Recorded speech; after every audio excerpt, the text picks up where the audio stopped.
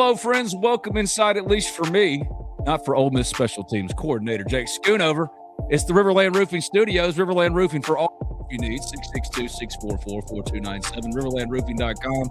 My friends Billy Landis and them, man, they do more work than anybody to support the Rebels, man. So support them. Riverland Roofing for all your roofing needs. 662-644-4297. Online RiverlandRoofing.com. It's Jake Schoonover, Ole Miss Special Teams Coordinator. You know, a hard man to pin down. He says, "Oh yeah, Ben, I'll do your show. I'll do your nice little show." But then it takes a month for him to finally show up and be a boss. But hey, you know what? We ain't complaining. We just saying thank you. Hey, buddy, how you doing? I'm doing good, man. I appreciate you having me. I do apologize. It has been a little hectic. Trying to win some recruiting battles, win some games, and get ready for spring ball, that kind of stuff too. So, but no, I do appreciate all you do, man, and appreciate you having me on. Well, dude, thank you for coming on, man. You're the first Ole Miss assistant that's actually stopped by the pod because, you know, it used to be a little different. You know what I mean? It used to be a little different under the previous regime. Peace, a little bit more chill with it. And now Jake shows up to show out, and it's pro day. So I want to first touch on that, man. Like, you were out there a little bit, right? You saw how. Yeah, I got to peek out. I didn't get to watch a whole lot, but I got to peek out there. Looked like some guys had some good days. You know, it was a good crowd, a lot of scouts. It was looked like pretty good showing. Yeah, I mean, like pro day, man, I don't know. It used to be a little different than what it is now. Like, it's much more streamlined process and stuff like that. But like from a player standpoint, and coaches trying to support them dudes, like, what is pro day in the building, right? Like for those guys, like Xavier didn't work out today. He was in a boot, man. He's rolling around on a scooter. But like for all those dudes, how big of a day is it, man, for guys that go out there and perform, and for you coaches, man, to see the work that they put in, especially guys like Diego, bro, like who came so far for his 2 years, man. He's getting his opportunity. It's got to be pretty cool, at least. Yeah, no, I'm really proud of Diego. You know, Diego battled a lot, you know, to get here, and then in his time here, he did a great job. Coach Garrison did a great job with him. I watched him, you know, do some movement stuff. I wasn't sitting there with the scouts or coaches listening to him talk about it, but he looked good. He looked like he's moving pretty well. He's in really good shape. But no, you're right. It's just it's different for every kid, obviously. You know, the kids that get to go to the combine, you know, pro day has more of a specific purpose for them. They're trying to show one or two things that maybe they didn't do at the combine, they improved from the combine, or whatever, you know. And then some guys, this is their shot. You know, this is their one shot. So it's just it's different for every kid, but no, we always laugh. It's unique. You know, you give these kids all the nutrition advice for 4 years, and hey, here's what you need to do. Your body's getting ready to perform. Yeah. And all of a sudden they show up for pro day, and it's like, holy smokes, you look like a different kid in 2 months. You know, and they're shredded, and they had meticulous diets for the last 2 months. So it always cracks me up because it's like, hey man, do that for 4 years, and who knows what you would have done? Who knows what your film would look like? But no, they did it. The guys out here did really well. I know Capena just exploded and had a great day, which he's an explosive athlete, short area quickness. We knew that all along, knew that bringing him in. And we actually, you know, Capena's a great kid. I actually was recruiting for Capena. I was at Arkansas State, and he's at Saddleback before he went to Washington State, you know, so I was happy for him to see that 4-year process of him, you know, doing some good things today. And obviously there's a lot left to do the next few months, but you get excited for guys like that really get to show, you know, if the measurables don't match, but they get to show how explosive they are. They get to show, you know, how fast they are and all those kind of things. And then the interviews are a big part of it too. You know, those are kicking up right now. A lot of guys doing, you know, talking to scouts and just getting more in-depth looks. And, you know, all of them are out there. So they all did a good job. He was a special group too, man. I mean, it's not just Capena, it's not just Diego. You're talking about Strib, you're talking about Zay, all those kind of guys. We all know how late season it happened, but like for that group to come together like they did, just how special was that group, man? You know what I mean? Because like those dudes, it was just a different type of season, bro. I mean, it was an unexpected group. You know, just you know, you lose so much off of that 24 team, and you're kind of sitting around like, well, who's going to replace some of this production? And you know, a lot of those names weren't even in the building yet, and some of those names that were in the building hadn't produced yet to an extent. So, and I think the common characteristic between all those kids is that, you know, everybody gets caught up in the portal area about how it's changed players and there's no loyalty and kids jump from spot to spot. But then you also see kids that understand how to solve problems sometimes too. You know what I mean? Because you got to make it work when you get in a new environment. And so, you know, I think you saw that with some of those kids, like a Strib that, you know, this is Strib's third school, and he jumps in ready to roll. There was no on-ramp, like it was on, you know what I mean? And so, and you saw that in production. Same thing with Trey Wallace, obviously we already talked about Cap, but you saw a lot of those kids really explode. And we were laughing, obviously we're excited about next year. We were laughing the other day about how this time a year ago, a lot of us were depressed, like, because we lost Trey Harris. It was like, gosh dang, who's going to replace that production? And then boom, Stribling just took off, you know what I mean? And was a similar caliber player and did great things. And you're sitting here right now like, well, who's going to replace Stribling? And then all of a sudden, we're going through OTAs and workouts or you're going through workouts and stuff. And it's like, oh, okay, there's some guys out there that could do this. Could go. You know what I mean? So it's a unique deal. But yeah, that was a gritty group, man. Just a group of guys that, I don't want to sell them short and say they were under the radar, but a group of guys that definitely had a lot of intangibles that whatever they had, they were going to max out. They cared. I think that's the biggest thing you saw in the playoff run that people got to see more of up close is how much they cared about each other and how close that group was. And obviously, Pete really brought that out of them at the end. Like they loved playing with each other, and I think that's what made that group special. Brad showed up here in the chat. He was a little late to the party, but Brad Logan has finally showed up. Jake Schoonover is with us here on Talking Champions, Ole Miss Special Teams Coordinator. A lot I want to cover with you. One thing that I don't want to get lost, though, among those guys that are performing out there for media days, my guy Carter Short, Ole Miss's long snapper. You know what I mean? Yeah. Carter, it's one of those jobs that's like I talked to him, did a cool interview with him before the year started, but like it's one of those jobs that just like you don't think or talk much about, but dude, how critical it is. And Carter, man, had such a great career, and like, dude, I hope he goes and is like a 10-year pro in the NFL. Dude, do what he does. No, great. Carter's as dependable as it comes, man, and he was as a person he is as a person as he was as a snapper. You know what I mean? Just a dependable dude that you could count on, and that's kind of his character. I mean, just think the world of him. He waited his turn a year. He was Jared Lawrence was the starter, and Carter's the backup. Carter started out at Alabama, and his dad played baseball at Alabama, and grew up an Alabama kid, and he's told the story multiple times about Nick Saban telling him he'd never snap in the SEC. So, getting to be a 2-year starter and I mean, I never had a hiccup. If he had a bad snap, it might have been, instead of being at the hip, it might have been at the shoulder, you know what I mean, on a punter. Just a very manageable snap. So he did a great job, and had 2 tackles in the playoffs, which is not always ideal, but he did it. You don't necessarily want your snapper making tackles. You want fair catches, but he wanted that smoke though, Scooney. He wanted it. He was going for it. But he did a great job. He did really well today. Carter just, obviously Carter's battle is going to be dimensions. He's a short, long snapper. Carter Short is a short, long snapper, but he, so that'll be the thing that he has to, a team's got to wrap their head around for him. But as far as the mechanics and what he does, the job he does it very well. So, and I know there's some UFL things that he's talking with and everything like that too. But I'll tell you this though, and you can say this about this senior class, and like you said that, that it's a special group. Carter's not alone here. He's going to be successful whatever he does. That son of a gun. He's already got a business started. I mean, just on his own fresh idea. Like, I'm going to do this, and boom, it's already taken off on the side on his own. I mean, he's a day trading savant. I mean, he's just a dude, man, and he's going to find a way to be successful whatever he does in life. So I'm pretty proud of him. I already told Carter, I was like, dude, okay, you've been holding out on me. I didn't know you were like this, like, true, like day trading savant, dude. Like, right. I'm 40 years young, man, and I still don't know it for nothing, dude. I need some hookup. I need you to tell me what to do. I need to put him on retainer. This man's he knows numbers like nobody's business, bro. Oh, it's impressive. It's impressive. Now I get a text about once a week from him, like, hey, make sure you keep track of this, watch this. Obviously there's a few world events going on right now that just you don't want to get into, but that Carter's like, hey, just pay attention to this now, what the hell's going on. So no, he's the man. He's a dude for sure. Well, you touched on something earlier about the wide receiver replacing Trey Strib balling out, man, and like that's one position. Like as you think about spring football, you open up on the 27th, I think it is, and got Meet the Rebels kind of closing out instead of a spring game. But I'm curious, that group and all the new guys that y'all have gotten into the room. Jonte Cook, not just them either. I'm talking about across the board. Daryl Gill, and then on the defensive side, Luke Farrelly and Keaton Thomas and all these guys. What have the new guys look like? How they kind of ingratiated themselves so far with what y'all do? I mean, what do you think about this group that y'all got in the building now? I think we got a good group. I think we brought in a good group. I really do. I think it's in the portal era. It's so important that you have a strong locker room, a strong culture.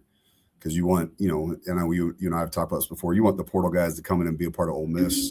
You're not becoming, Kendall Gill University. They're becoming part of Ole Miss, and I think we brought in the right type of guys that understand that they're walking in a successful locker room and they need to come blend in with us. And I think we got a culture built to where there's a standard and understanding what's expected and the work ethic and the professionalism is required here. And so those guys have done a great job of jumping in and attacking. And obviously, we're not at the portion where depth charts are set and reps are handed out and where you get to see those things. And obviously with that comes a little more adversity for kids. If they're not where they want, you get to really figure out who they are. But as far as workouts and just watching guys move around, I think we got a really good group. I think you're going to see a lot of different movement skills on defense, especially in the back seven than what we've seen, what we saw this past year.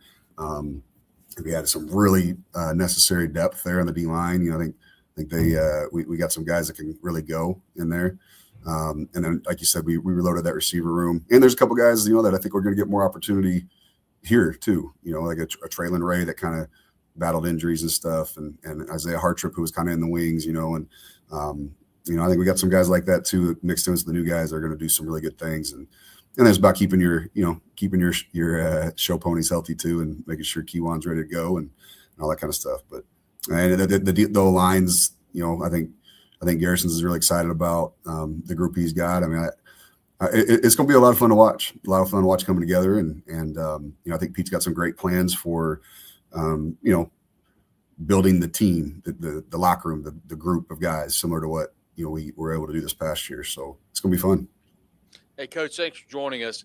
Really appreciate it. I want to get inside your head just for a moment and go back and reflect on the Sugar Bowl. And you being the special teams coordinator, I'd love to get your thoughts on, number one, the first kick by Lucas Carnera, who, by the way, is coming back next year. When he made the long kick, what was kind of going through your mind? And, of course, that would lead up to what's going through your mind after the game-winning kick. Kind of walk us through a little bit the decision to kick the long field goal and kind of what you're thinking at that time. Yeah, it's kind of a running joke. We always go through the pregame coaches meeting, like, all the different scenarios and everything. And hey, what's the distance for field goals? And every game, the same response was balls on the 40 and in. So balls spotted on the 40, which is a 57, 58 yarder. So that'd been the yard line all year. Now, obviously, with Coach Golding taking over, I think one of the biggest things you saw was willingness to kick those long field goals as opposed to go for it. And so the question of him making it was never really the question. To be honest with you, I had zero issue with him making a 58 yarder indoors. That was not a thought in my head, especially indoors. Now Georgia in particular did some good things, field goal block, so it's about, okay, trajectory of the kick. Can we hold up at certain points? All those kind of things. But him hitting the kick, no, I wasn't concerned about that at all. Now, did I think it was going to look like it'd be good from 70? I didn't know if it would be look like that. But no, that wasn't concerned. When we get to the 40, I feel really good about Lucas, being able to hit that kick. So, obviously when he hits, you get excited because just what it is at that point in the game, and it's almost like you something got let out that you knew, but a lot of people didn't understand. You know what I mean? So, or not me. I'm saying the team knew. Like everybody felt confident about him hitting that kick. So, and then at the end of the game, the minute Strib caught that ball, I'm be real honest, is game over. I didn't care where we ended up spotting that ball. It was going to be, we were going to hit that kick. So, but no, Lucas is money, man. He did a great job. That whole group, Oscar, as a holder, Oscar never held before this season. Obviously, hadn't played football before this season, but never held. He did a great job all year, and obviously Carter is a snapper too. And that protection group did a phenomenal job all year. We had a couple of leaks here and there, particularly on that game winner. We had a little leak on the right side, but no, I was proud of those guys, man. Lucas was ready, and it was good to see him come through. Obviously, you get to the Fiesta Bowl and he clanks one. That actually hit really well. It wasn't, when you go back and look at it, it wasn't a bad hit. And actually the one he banked in later was a worse hit. But no, he's just such a unique kid. Cause you're a really good athlete, for a kicker, he repeats his mechanics so well. And if you played golf or a baseball player, that's the key, is just being able to repeat those mechanics and replicate it and understand when what was off. You know what I mean? And so you look at the kicks he missed. Ironically, they were all left hash kicks this year, which was not a deal coming in. Last year he missed one kick, and it was a right hash kick. But the left hash kicks, it was all very similar to where it was easy to fix because okay, nope, there it is. There's the plant, there's the club head being open where it's supposed to be or not supposed to be, and he's able to correct that really on his own. So he's pretty unique, man, and he does not waver. You know what I mean? He misses one in practice. There's no panic. There's no palms up. It's all right. I got this. I know what I did. Let's go. You know what I mean? Well, I wanted to touch on something. Retaining Oscar, retaining Lucas. Those are two guys that were coveted in the portal. For you had options too. A lot of y'all guys in that whole building had options. What does it say that like so many guys stuck around and what Pete's building? Like what do you think about after everything that came out of it? How y'all came out, you know what I mean? Because I think it was a true show of force in terms of Ole Miss has moved beyond just a cult of personality. It's more about all the guys in the building, if that makes sense. Yeah, no, Pete did a great job of making everybody feel like they're a part of it, and everybody feel like they had ownership in it. I think that's obviously what great leaders do, is they make everybody feel invested and they make everybody feel like I'm important to the operation and valued. And I think he did a great job of that in his short time. Obviously, not just that. I mean, as a D coordinator, you still have that kind of role too, And so kids knew that about him coming in. It wasn't like he had to convince them of that in a short time. Like he had 3 years of being who he is, and then that short time as the head of the program, probably more offensive guys got to see it, but it was it was just confirmed. And so I think guys felt like, hey, we got something special. I think that. When you get your leaders come out and say, like, I'm staying, like, Trinidad and Akiwan, that it obviously makes it okay for other guys too, to an extent. I think kids love being in Oxford. I think kids love being at Ole Miss. They love, the romance with the fans and the community and the alumni. It's just a cool vibe, and when you're winning and you're getting the things you want personally, well, why would you rock that boat? You know what I mean? When, unless it's an exorbitant number, which I understand that in this world, why would you rock that boat when you got what you want and you need? You know what I mean? So, you just talked about pro day, like, and I guess what Pete does really well is in recruiting, every conversation, what are your goals?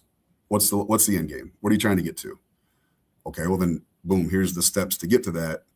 Well, if we have all that ability to get you to get you through those steps and get you where the end goal is, then why, what are we talking about? You know what I mean? And so I think the kids bought into that. You talk about Lucas and Oscar, that's a, like I said, unique group. Those guys are roommates, live together all the time. And when all this started popping up, they obviously were very candid. It came to me and like, hey, what's going on? Are you staying, leaving? And I said, look, boys, I don't know what's going to happen, because it was up in the air for, a week or so there about exactly what I was going to do. And even before I said, look, boys, I'll just tell you this, like, if I do go somewhere, that's going to be part of the stipulation is I'm cleaning the room out and you're coming with me. So, and we kind of all talked through that and said, hey, well, we're going to all stick together then, whatever happens. And so that was a cool deal to see that, materialize, because, Lucas had a lot of options. Oscar had a lot of options. But again, they had what they need here. And it was important for Lucas to have his holder back. Caleb Blankenship's our next snapper, and he's going to be elite. He's really, really good. And he had a comfort level with him as well. So again, you go into your last year as a kicker, you want as much continuity as you can. Mm-hmm. You don't have to deal with a lot of new moving parts, and he felt really good about that. And obviously, Ole Miss took care of him too, so it worked out. Coach, you have had the privilege of coaching two really good place kickers, two of the best that's ever kicked at Ole Miss. Caden Davis, of course, a couple of years ago, and Lucas Carnero. We all know Lucas will go down in history with just a couple of the kicks that we mentioned just a moment ago. I'd love to ask you, what characteristics do they share? Because they both were able to hit some very crucial kicks, both have very powerful legs. But what is some characteristics that you've learned maybe over your career that how you deal with kickers and some ways of going into some high-level kicks like those guys have made in their career at Ole Miss? Well, first off, let's not get it twisted. I played linebacker and I'm a linebacker coach and a safeties coach by nature, not a specialist coach. But God's got unique plans for us all, and That's right. over 17 years of coaching, I've been a special teams corner for a lot of it, and learned a little bit about that position, obviously. So, for me, I want athletes. And I was actually just talking to somebody about this yesterday. I just hired a new special teams analyst, and we were going through kind of this conversation, and been really fortunate, really my whole career, but especially obviously the two you mentioned, of having rooms full of football players, not specialists. Yeah. And I don't mean that negative towards specialists. I mean, like they're football players and they understand the game. Caden Davis was like fifth, sixth fastest kid on the team. Mm-hmm. I mean, he could fly. He pound for pound could squat with anybody on the team. You know what I mean? Like he's a real athlete. Built like a brick shit house, man. Oh my gosh. He walked into an interview one day and went, wait a second, hold up. Oh, yeah. Like they build them different now. Just Schoon. I mean, come on. And now. that's what, when Lucas was on his visit, Lucas had a lot of traffic on his way in here out of the portal from Western Kentucky. And we purposely set up one of Caden's workouts for the day he was here so he could see the things Caden does, because Caden's workouts were unbelievable. Mm-hmm. And Lucas saw that and was like, well, shoot, I might have had some good numbers, but there's some things I need to improve on. And Lucas put on about 15 pounds in the year he's been here. Wow. And so my point is, like, I think that's number one, is getting football players, not just specialists, athletes that can do a lot of different things, but athletes are more likely to repeat mechanics. Again, just like golf, just like baseball, like they understand, they have a feel for the swing, they have a feel for what they need to do. I think it's important for my relationship with them that they have the ability to self-correct, self-teach, self-coach. And I don't mean that as I'm not coaching them. I mean that I think it's important for that role to, again, go back to the field, like understand what's off and how to fix it. Mm-hmm. And so then when I come in, it's not white noise repeating the same coaching point over and over. It's really confirmation of what they should already know. And we've had some good ones like that. The mental toughness aspect is really hard to gauge in a recruiting process, because you don't see them in adverse settings as much. But obviously people that understand how they handle adversity, how to persevere a little bit, how to fight. I think both those guys, you would definitely see that trait with them.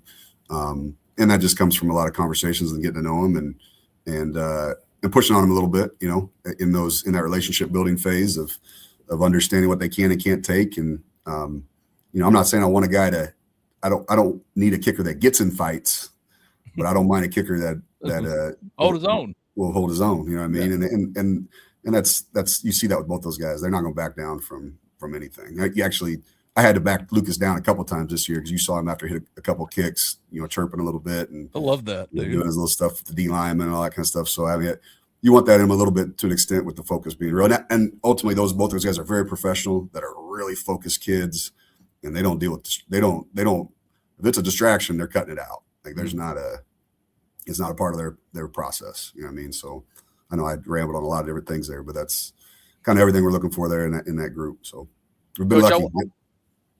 Yeah, I'm sorry. I wanted to briefly ask you about the punting game. Fraser Mason, obviously Oscar Bird, two really good punters over the last couple of years. And the one thing we've seen, the advent of punting in college football, we've seen it change a lot between a rugby punt.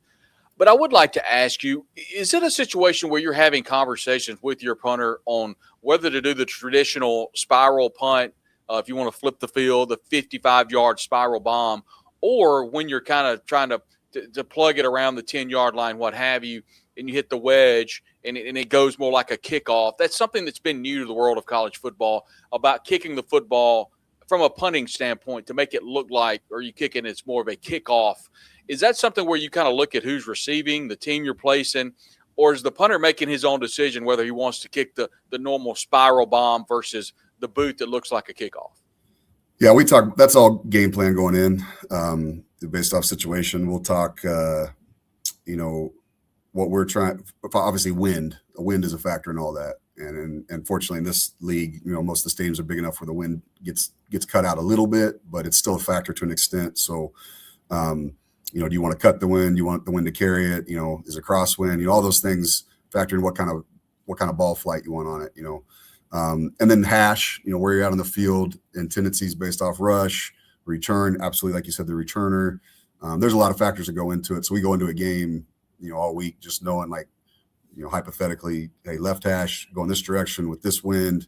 And then you get into the distance of the fourth down. 4th and 3 is a way different punt than 4th and 8 than 4th and 15. You know what I mean? 4th and 3, you're going to have the same defenses out there a lot. 4th and 8, 4th and 6, it could be a rush or a return. You get into the 4th and 10, you just better hold on because they're going to do all out return or all out rush. If you look at South Carolina, that's kind of how we got some action on them a little bit with some tendencies there. So my point is that a lot of things play into it.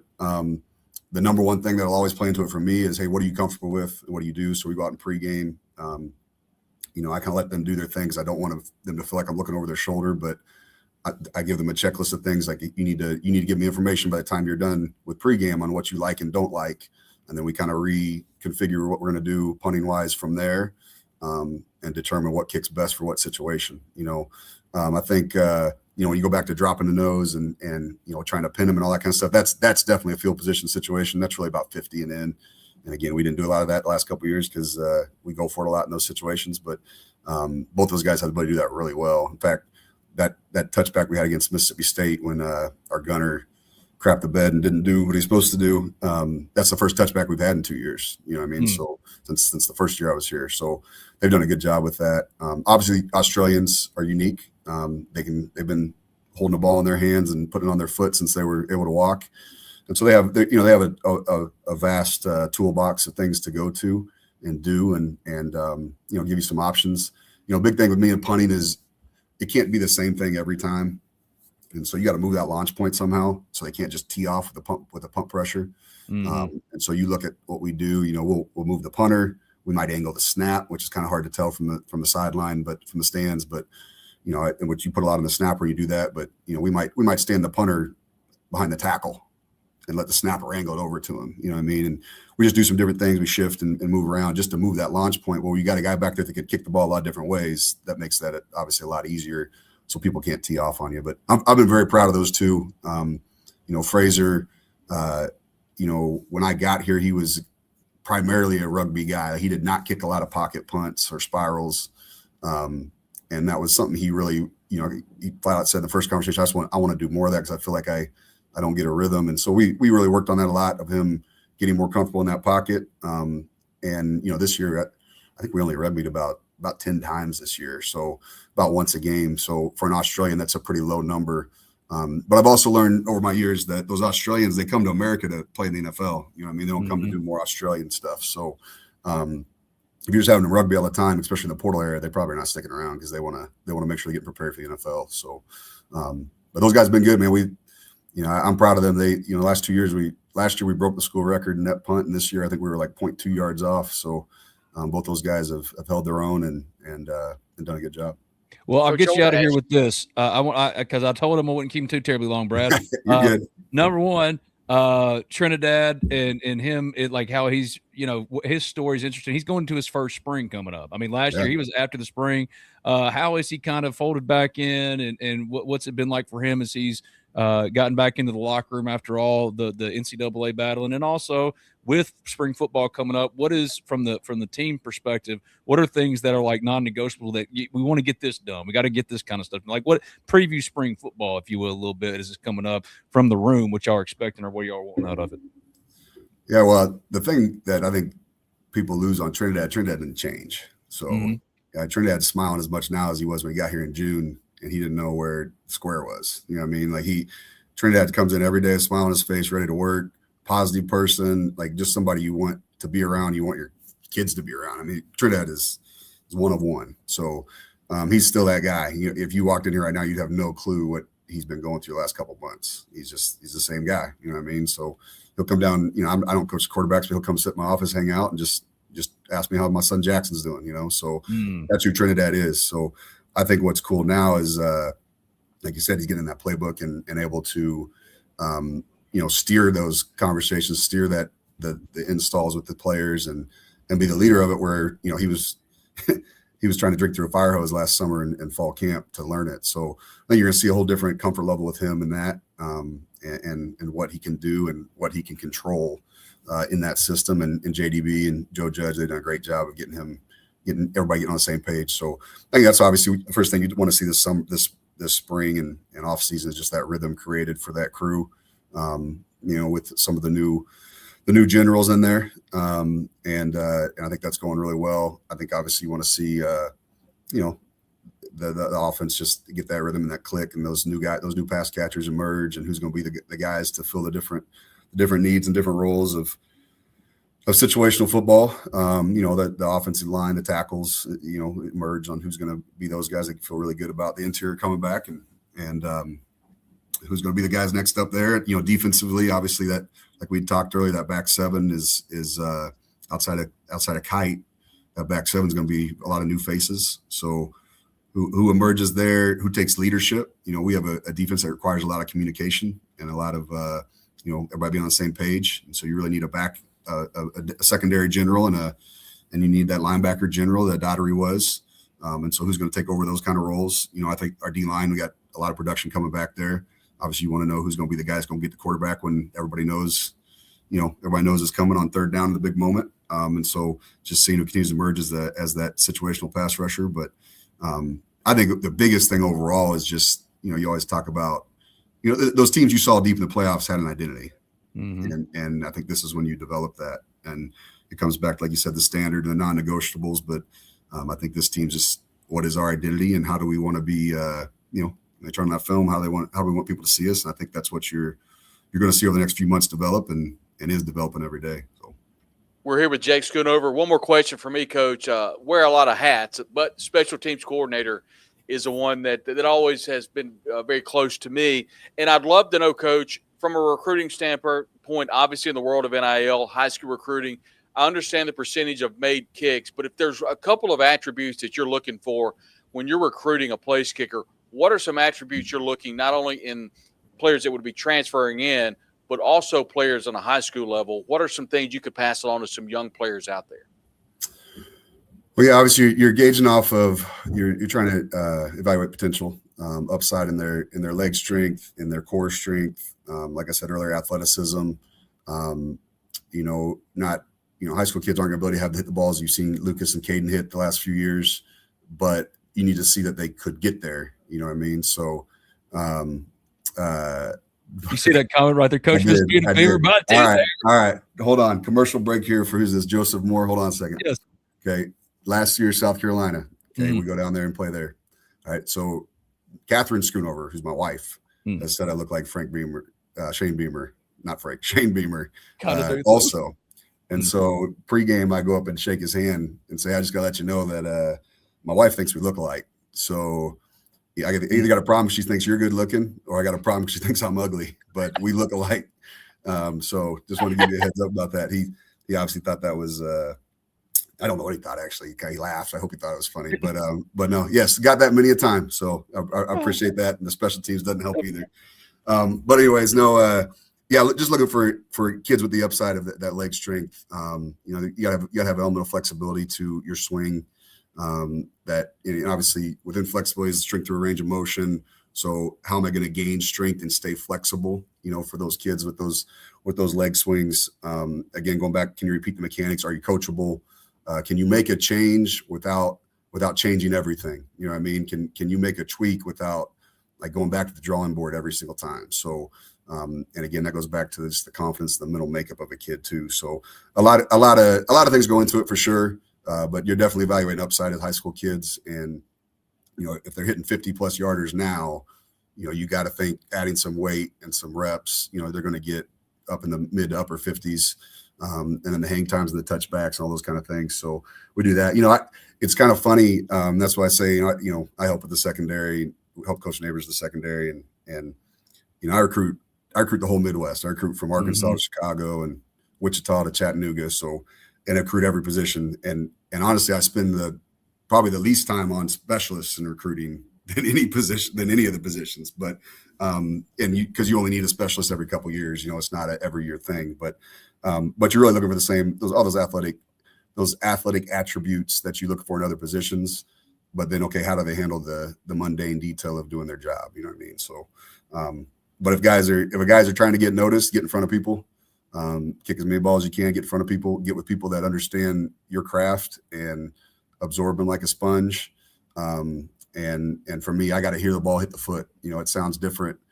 Listening to me hit a baseball and listening to Ken Griffey Jr. hit a baseball are going to be two different sounds off the bat. You know what I mean? And it's the same thing with kicking. Caden Davis hitting the ball and me hitting a football are going to be different too. So I got to hear those. I want to hear the kid hit the ball. So get in front of people and show them what you got. He's Jake Schoonover, Ole Miss Special Teams Coordinator. Thank you for the time, man. You're the best. Thanks, Look forward Coach. to seeing you out there for spring football. Go get that work going. I know you got plenty to handle, so, man, appreciate you. Thank you. I appreciate you guys. You have a good one. You're the man. Jake Schoonover, Ole Miss Special Teams Coordinator. Man, he's awesome. He's the absolute dude. He's the absolute best, bro. There's nobody better. And I'm so thankful that he stopped by and talked to us, man. And I heard a lot of good stuff in there, man, especially with spring football coming up on the 27th. It's an exciting time, and pro days happening right now for Ole Miss. It's a little different maybe than last year's pro day in terms of the depth of the draft eligible players. But I mean, it was cool to see Kapina Gushikin have a really good day. And you just rooting for those guys because that's that's a group that spearheaded the first ever 13-win Ole Miss team. And on top of that, got to the semifinals of the college football playoff, was a non-pass interference call away from potentially going to the championship game against Indiana, their first championship game since the 60s. So really thankful to Jake Schoonover, man. He's the absolute best. And I should have asked him that. I'll ask him next time I see him. I'm curious to see if Jake thinks we'll realistically take a step back or be in the same boat as last year, making the playoffs. I can promise you, I can go ahead and answer for him there. Yeah, they have no thoughts that they're stepping back in any way whatsoever. I mean, there's a lot of belief over there in that building, and with because I think it's a testament to not just Pete, but of all the staffers that stayed, including Schoon, man. Like, these dudes in this program believe, and I think it's justifiably so, that it grew beyond just the lane give. Like, Ole Miss structurally is in a better place than it's been ever. I mean, this is the best starting place for a first-year head coach at Ole Miss football with Pete Golding that any coach has been in. So my thanks to Scooney, man, because those are the MVPs. Those dudes right there, yeah. They're the MVPs, man, and he's the best dude. That was great. I mean, and I ask a lot about the special teams because I know he wears a lot of hats, but for a lot of people, it's just simple things about the type of punt that you kick, what goes into the conversation piece of when you're about to attempt a 57-yard record field goal, what are you telling the kicker? Just little things like that. I think fans are excited to hear from that because we normally, historically, have not been able to talk to assistant coaches. So that's obviously has changed in the new world that we live in. And we've heard all of you out. No one's really told us one way or another, but But I mean, we've heard from all of you. You all want to hear from assistant coaches, and we promise you we're doing everything in our power. And there is good news coming. We'll be passing some good news along very soon. Real quick, Javon Patterson, we'll have him tomorrow. That will be, I'll get with Ben, but we'll get that information to you about how you can watch and listen to that. But we're doing our best to try to get the people that you want to hear, and that's the beauty of what we do. We hear from you, and thank you all for all suggesting that you want to hear from coaches. They're going to keep coming. I thought it was really cool to hear about the development of the defensive backs and the way that Ole Miss has kind of had some issues over the last couple of years on defense. Well, I'll be honest, on paper right now, and I understand you don't play on paper, defensive backfield, Ben, is one that I think everybody is really excited about. And I think there is a reason for that excitement with the players they have coming in, with who they already have. And I think with spring practice and the availability that hopefully we'll be able to get, we'll be able to see if there's some cohesiveness there. And I'm excited to see that. But, yeah, I mean, Jake was great. And we knew he would be. And I just wanted to let everybody know that's why I asked so many special teams questions, is because I've never had that opportunity to ask him that. And I've always wanted to know. People have always asked me, and I was like, I don't know. But if I ever get a chance to ask him, I will. And I know, Brandon, I'm trying. We're trying. We're working on it. We're working on it. And he's going to be great when we get him, and we're going to try until we can. So But Jake, kind of laying out. It had to start somewhere. Yeah. And Schoon was the one that like popped the seal for us. So like from now on, like I'm thinking maybe we're working on. I don't want to put any names out there unless Let's don't put any names because we're working behind the scenes on some people. So yeah. But yeah, we've got some yeses, and we've got Coach Kermit Davis is going to be coming on to talk some hoops with us. By the way, big congratulations to him. That's kind of the anniversary when his Middle Tennessee team beat Michigan State. So, but anyway, we want to get Coach on to talk about this year's team and also talk about the tournament. And we'll get him on. And Coach Yo and her team left for Minneapolis this morning, and so we'll have a lot of conversations pieces surrounding that. But look, man, we love football on this show, and so just having Jake come on and talk about this this upcoming year and special teams and defensive back and wide receivers, that was really cool, and I'm really glad we were able to get him. Me too, man, and he won't be the last one. Let's hear from C Spire and Riverland Roofing, and we'll come back and we'll touch a little bit more on spring football pro day, but also like Brad brought up, Coach Yo and them, they're headed to the NCAA tournament. Baseball's got Kentucky this weekend. We want to set the stage for what's to come for the rest of the week. Right after we hear from C Spire and Riverland Roofing, and before we jump to them, this QR code on your screen that's been above my head the entire time. If you haven't already, scan it today. As a new member, you get 50% off an annual subscription to the Ole Miss Spirit, OleMissSpirit.com/313.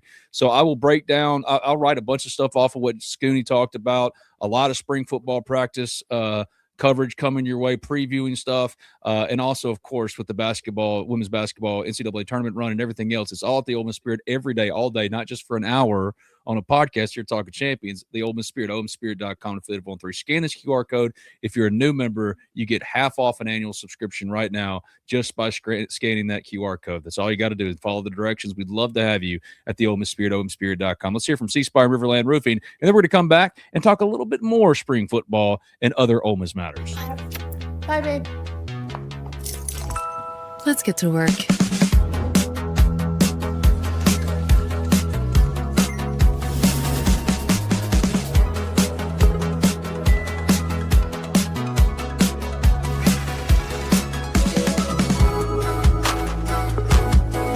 Advanced technology to accelerate business growth. There's more to see. Start my weekend. C-Spire. Customer inspired. Protecting homes and businesses from the whims of nature, you need more than just quality materials. You require Riverland Roofing. Licensed, insured, and certified, Riverland Roofing offers not only the assurance of excellence, but a tailored approach to your unique structural needs and budget. To learn more about what Riverland Roofing can do for you and the community, call them at 662-644-4297 or visit riverlandroofing.com. Man, I love Jake Schoonover. That dude's absolutely awesome. I'll tell a little story about Jake Schoonover. He's been a friend. He's one of the he loves this place, man. And he had real opportunities to go elsewhere this offseason, but he loves this place. And the draw to stay here was it wasn't just for him either. It's for a number of them. A number of those coaches have these exact same stories. So I look forward to them telling those stories. I don't want to tell it for them, but I'll tell one to show you just the goodness of a Jake Schoonover, one of your assistant coaches, on the field after the viral moment with Lane. And Lane walks back, and as I'm headed down to the lot, like I started following him, and here I come behind me. I feel somebody going, "Hey, you can't win this right now. Calm down, calm down, calm down." He could see it. It was Jake Schoonover. He was right behind me, and he was encouraging, and he was like, "Look, just hey, stay calm, stay calm, stay calm." And I'm so thankful to him, man, because he's a friend, and he's also a tremendous coach, and he's going to be a head coach one day, and can't wait to see what he does from here on out. But so thankful that he gave us some time today to jump on and talk about spring football coming up on March 27th. What are the things you're most paying attention to with spring football coming up? I heard a lot from Coach Schoonover was about the defensive backfield. I want to see Trinidad Chambliss throwing against this Ole Miss defensive backfield. I'm hoping we get some team, opportunities, and it's not just stretching. And, I don't know. I mean, they sent the schedule out, but you don't really know until you get out there. Yeah, I'm really hoping to get to see some of that. Secondly, we didn't talk a lot about the running back room, Ben, and I'd love to kind of address that a little bit about kind of what you're expecting. Obviously, Kewan Lacey is going to be the bell cow, and he's going to get the bevy of carries. But I do believe that Shakai Mills-Knight is someone we've talked a lot about, and I do believe this is a year we should be able to see him take a step forward. There are other running backs, obviously, in that room, and they're only limited number of carries, but we've seen in this Pete Golding offense, this Joe Judge offense, that they're going to run the football. And, under the Lane Kiffin offense, they ran the football a lot. And not everybody talked about that. And so I do think that obviously Kewan Lacey coming back is huge, but, who is going to be that second back that comes in and spells Kewan Lacey? Is it going to be Shakai Millside? I mean, Ben, I think that's something I'm going to be watching very closely in the spring. Secondly, we know that Caden Lee is off to Missouri. We know that Winnie Watkins is not a part of this offense any longer as he's off to LSU. Who's going to be that slot receiver that we're going to kind of see take a big step forward this season? And I think there are a lot of usual suspects that could get the call. Could it be a Caleb Oden that stands up and he's in the slot? Could it be the younger Prescorn that comes in and becomes more of a slot receiver than a tight end that we've seen kind of utilized in the Ole Miss arsenal? Or could it be someone that we haven't seen play yet? Could it be a transfer that's coming in that we haven't talked about? Could it be a younger receiver on staff that was here last year? And, that's definitely something I'm going to be watching because I think this offense goes by way of how that slot receiver can sit down 7-8 yards down the field and can get the first down. That was what Caden Lee was so good at really year before last, not so much last year. But that's where the tight end has done a good job of sitting down that 7-8 yards down the field. So I do think that slot receiver position, Gill is a receiver that's coming in that's very highly decorated. I think he's got a good chance of taking that Stribling slot. But who's going to take that Trey Wallace slot? And there are definitely some questions at receiver. But for me, it's slot receiver and defensive back. That's what I'll be watching very closely in spring practice if we get the team availability. Fred G. Rebs 223 just received my College Corner order. Love my Pete Golding hoodie. Thanks, Ben and Brad, for pointing me in the right direction for merch.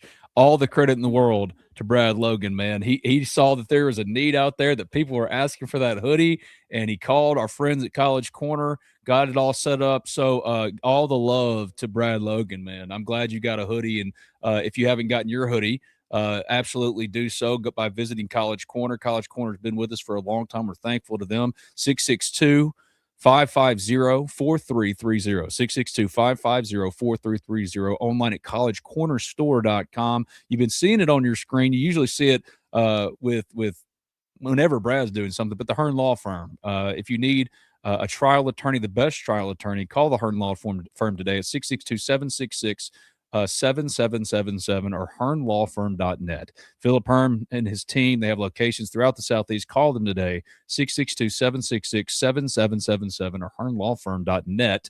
And also Game Day Haircuts, one of our newest sponsors, who's apparently been getting some good run with it. Yeah. Good. I love it. Going by because it's really is our good friend JR, Jim Ross used to say, business has really picked up at Game Day in Oxford. So you can go by and get a really get the perfect haircut, shave, shampoo, everything you need. Just have your little mini vacation there at Game Day Haircuts of Oxford. They're over on 1735A on University Avenue, or you can give them a call. Book online, by the way. That way you can go ahead and book it, and you can get there. If they're 2 hours out, you'll know that you'll need to get there at about an hour and 45 minutes. Get there a little early. They might be able to seat you. So Game Day Haircuts of Oxford. Appreciate them. And be sure when you go in, say, hey, man, heard this on the Talk of Champions. We really appreciate that. Ben and Brad sent me here. Looking forward to having a vacation of a haircut, and they'll take care of you over there at Game Day Haircuts of Oxford. We're so thankful to them as well. You asked me about the running game specifically in terms of spring football, and that is absolutely one of the areas I'll most be paying attention to. Shakai Mills Knight, this is a critical spring for him. Not that he disappointed last year, but this is a 4-star prospect that, honestly, behind Kewan Lacey, they were searching. It was Damian Taylor early on. He fumbled as he kind of got in the doghouse with Lane Kiffin, never got out of it. Logan Diggs emerged as that second primary option, but he wasn't the necessary relief that a Kewan Lacey, who handled the vast majority of carries and got beat up doing so, including a banged up shoulder in the playoffs. They need some other options, and not just Shakai, but Shakai needs to be it would behoove him to get into that mix, but he's got more competition there. I mean, Ole Miss really hit the portal hard with Joshua Dye, with Mekhi Frazier from Michigan State, with JT Lindsey from LSU. It's a crowded room. But it was necessary because if you're going to make a run to the college football playoff again next year, it's going be on the legs, excuse me, of Keywan Lacey. But if you can keep him fresh more and have even more of a dynamic, weaponized room behind him, that could be the difference in a one possession loss in the semifinals and going to the championship game. I think Ole Miss really identified behind Keywan as they wanted that room. They needed more depth of options and they wanted more upside options than they had. So Shakai, you have added room, but you're one of the guys we're watching. Traylon Ray, Jake Schoonover brought him up. That's another player banged up all last year, moved to the secondary late in the year because they had a need there. He's back at wide receiver. They need him. I mean, Traylon Ray in the spring last year, of all the transfer wide receivers, Traylon Ray was having one of, if not the best. I'm talking ahead of Stribling, ahead of Harrison Wallace, both of which are participating or have participated in Ole Miss Pro Day today. So Traylon Ray is a good one that, like, how big he could be for this team next year. This spring is critical for him. He just needs to show that he can stay healthy. And then in the back end of the defense, all the secondary help that they added, they completely revamped their defensive secondary. Schoon mentioned Antonio Kite. Jalen Braxton's a part of that too. But they've added Jonell Aguero from Georgia. They've added Edwin Joseph from Florida State. They've added Sharif Denson from Florida. On and on. They've got players that are going to come in here and push to start. So how that mix really follows up will be fascinating to see. And for me, outside of the obvious, one of the sneaky most important developments we need to see in spring is where's the consistent pass rush coming from? Who are those guys? Because you'd think you have some good guys. Maldonado coming in from Nevada that you really like. Blake Purchase from Oregon. Renaud from Alabama. On top of Centarian Perkins, who's a primary linebacker now, but he'll have some rush responsibilities.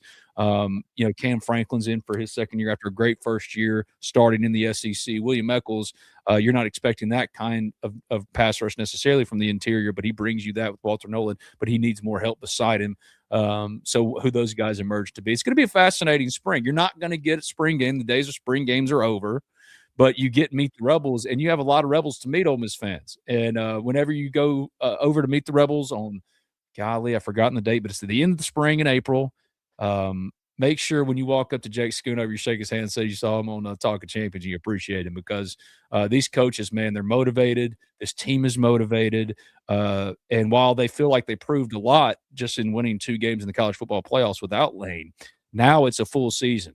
Now it's like you're going to know who Pete Golding is as a head coach at the end of 2026-27, more so than you did even after the semifinals, because that was really the honeymoon period. Winning games is all you had to do. Now it's the entire organizational structure, but I think it's in such a good place. Like I said earlier, man, this is the best starting place for any one head coach in Ole Miss history, in my opinion. No doubt. Lane was at a disadvantage. Obviously, Matt Luke, and like Hugh Freeze was coming off of 2-10 and Houston Nutt. Houston Nutt inherited a ton of talent, but he didn't inherit the organizational structure and the uniformity that Pete Golding has inherited. So, man, I look forward to seeing what he can do with it, because this has got the potential to be another Ole Miss contender. And I will tell everybody, I have received a lot of messages and texts and everything about Meet the Rebels Day. And Ben and I kind of stand on the grounds of we're going to be where you guys need to be. Yes. This is a little different, though.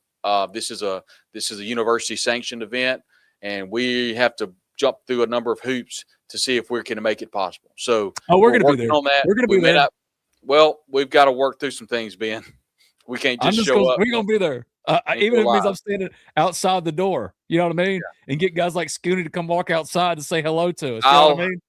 Just like always, I'll handle the legalities of this, because this is a university event, and I'll pull Ben we're back. All friends. The university people, we're all friends. We are. We're all friends, but we have to all work together too. So we've got to make it work. Real quick, I want to say this about the wide receiver room. I talked about a lot of dudes, and who are the dudes that are going to take a step forward? Because, I was looking, Jonte Cook, a senior transfer wide receiver. He's someone that very well could take that Deuce Wallace spot, because he's a really talented receiver, along with Cameron Miller. Isaiah Spencer is a senior transfer that's in here. Horatio Fields. Dylan Alford is someone that we've said his name a lot. Alfred. Alfred, I say it wrong every time. Every time. Every single time. Alfred. Caleb Cunningham. That's kind of That's where I my want to dude. throw it back to you, Ben. You had a couple conversations with him. He was a very talented player out of Ackerman High School, Ackerman, Mississippi at Choctaw County. And I do believe this is going to be the year for him. Now, I don't know how many catches and how much he blows up, but I do believe this is a big year for Caleb Cunningham. And I think this is an opportunity to where we can see what he can do during the spring. I absolutely agree. He will tell you, any of them will tell you, but Caleb will tell you to a man, hey, man, you're the number one prospect coming out of Mississippi, 5-star. Everybody wanted you. You flipped from Alabama to Ole Miss. Why didn't it click as a true freshman?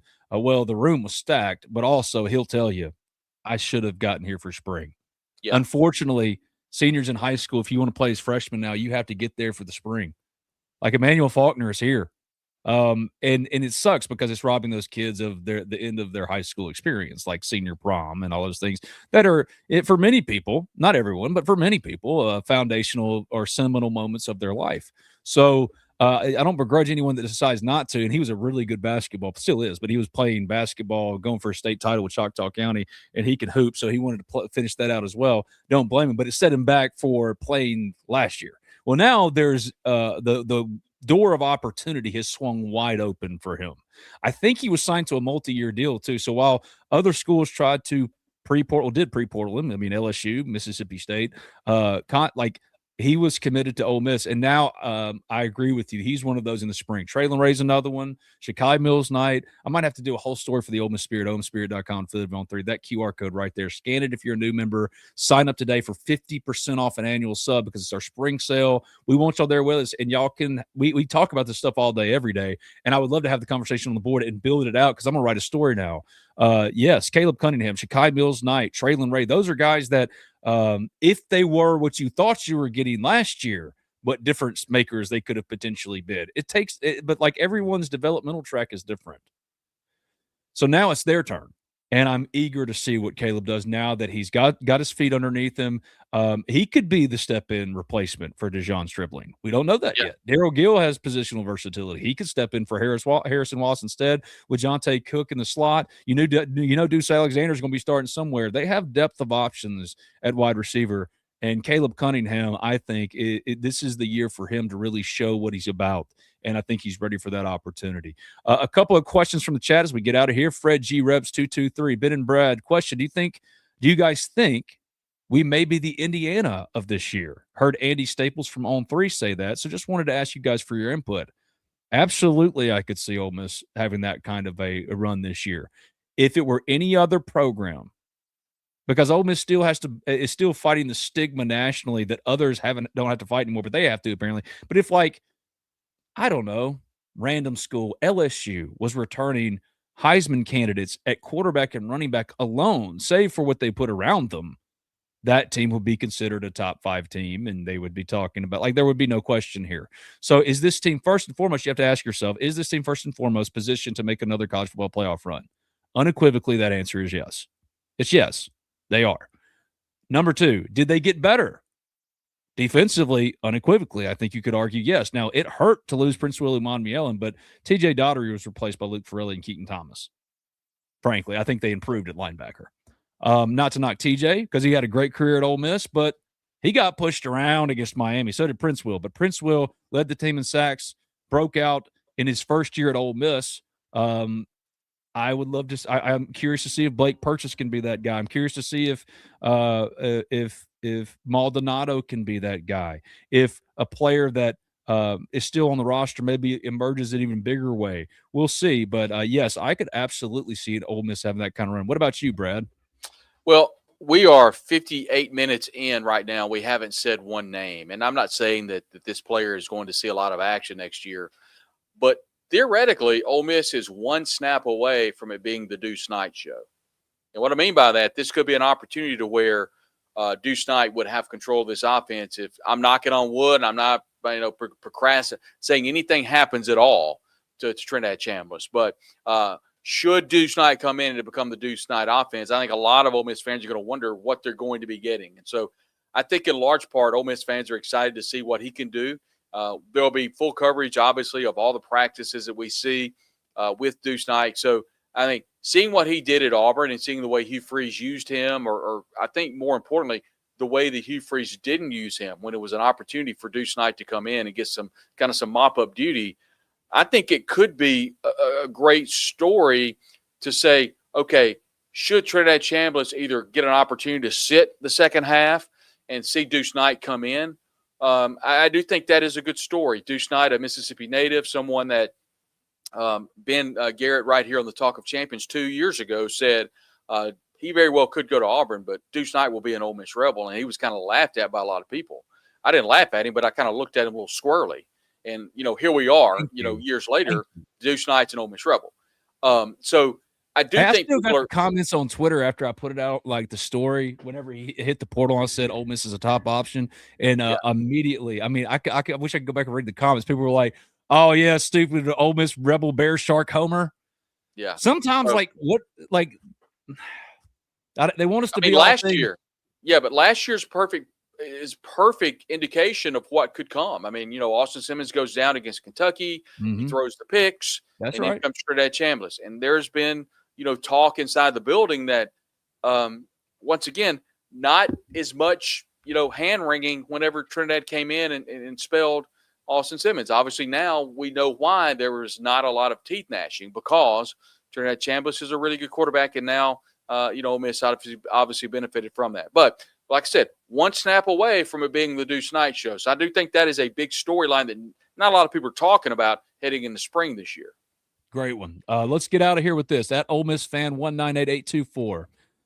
I ask a question. Ben, do you and Brad think that John David Baker, the new offensive coordinator for Ole Miss, replacing Charlie Weiss, is going to be running a similar offense to what he did last time when he was at Ole Miss? I think one of the biggest draws for John David Baker was the continuity aspect. He was the passing game coordinator under Lane, learned that come from that offensive tree, went to East Carolina, and he added his own elements and variations to it. One of which is, I think you could see Ole Miss be a little bit faster than it necessarily was. And they're always going to be a fast offense, always has been a fast offense, but I think you could see even faster with John David Baker and the type of elements he wants to bring to it. I absolutely think that one of the biggest draws was that continuity, the similarities in the system. So what you've seen so far is what you should expect to see under John David Baker. But where it could be different among many different possibilities is I think it could be even faster. So keep an eye on that. I'm excited someone asked, can we get John David Baker on the pod? Trust me, working on that. Someone asked for Dante Moncrief. I texted Dante yesterday, hadn't heard back from him yet. I expect to hear from him pretty soon. We'll see if he can come on. But it's not all bad news. It's not all bad news, everybody. We've made some headway with a couple of coaches. And you just heard from Jake Schoonover. You never heard from him before here on Talk of Champions. And my thanks to Jake Schoonover for popping the seal.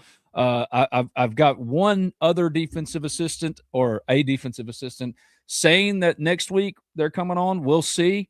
We're going to keep doing what we can to bring this to y'all because we thought that, in this time when there's not – it's the off season. Let's be honest here, all right? I mean, women's basketball, we're watching and focused, and baseball's dead in it. But, there's a reason why in the dead period, this is a dead period for most attention. There's we want to bring y'all things that we know y'all want and things that are unique and you can't find anywhere else. So part of that is getting as many of these guys as we can on, knowing that other people are going to try to do it too, and we hope that they do because the stories that these assistants have to tell are fascinating, man. So that was the first of what we hope are many more interviews to come with Ole Miss assistants over the next couple of weeks, months. Especially as Ole Miss gets started with spring football. Real quick before we jump, Coach Joe and them, are they going to advance out of this weekend? I do. I think they're Sweet 16 bound. I like their matchup. Obviously, they're going to have to run through a couple of teams, but obviously we'll look and see. But I like their matchup so far. All right. So right there, put it down, folks. If Ole Miss doesn't make the Sweet 16, it's all Brad's fault. All completely Brad's fault because he said they're making it out of it. He told us all to not worry that this weekend Ole Miss women's basketball is going to be fine. So if they don't, it's all Brad's fault. Is that fair? That's very fair. Fair, I thought so. And then Ole Miss baseball's got Kentucky this weekend. We'll be back tomorrow. Yes, Kentucky starting Thursday. So keep a watch out for that. We'll be back again tomorrow. Talk of Champions at 10 o'clock, 10 a.m. Central Time. Friday at 10 a.m. Central Time as well. Brad? Good news, Kay Townsend, shoulders in good shape. That is massive news. I'd heard that, and I said it on the pod. I said, I've heard good things, but I Yeah, don't Chuck want to be puts the it on the one. board. He thinks it's going to be good news. Yeah, so he is day By the way, to you day. can get that at the Ole Miss Spirit. Chuck Rounsaville's Inside Knowledge. There you go. A lot more too. Brad, me, Jake, Zach, Bradley Sal sometimes, Sudu. So I finally guilted Sudu into making a post about our bracket challenge. So join our bracket challenge. So Jake has a flat on the way home. Gets to the stadium like 30 minutes before the baseball game. I don't even think he went home. I think he went straight to the stadium. I mean, you can't get that anywhere. So full coverage at the Ole Miss Spirit, flat tires and all.